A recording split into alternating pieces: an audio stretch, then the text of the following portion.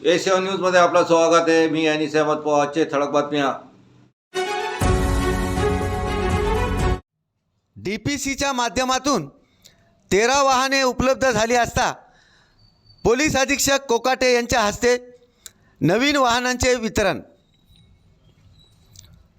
जिल्हा पोलीस दलातील वाहनांची दुरावस्था झाली असल्याने नवीन वाहनांची मागणी जिल्हा पोलीस अधीक्षक श्रीकृष्ण कोकाटे यांनी केली होती।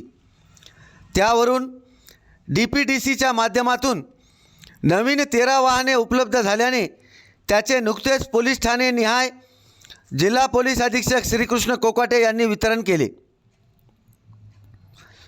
जिल्हा पोलीस दलामध्ये वेळोवेळी आमूलाग्र बदल घडवून येत असताना कोणत्याही ठिकाणी अनुचित घटना घडल्यास पोलिसांना तत्परतेने पोहोचता यावे यासाठी चांगल्या वाहनांची आवश्यकता असते।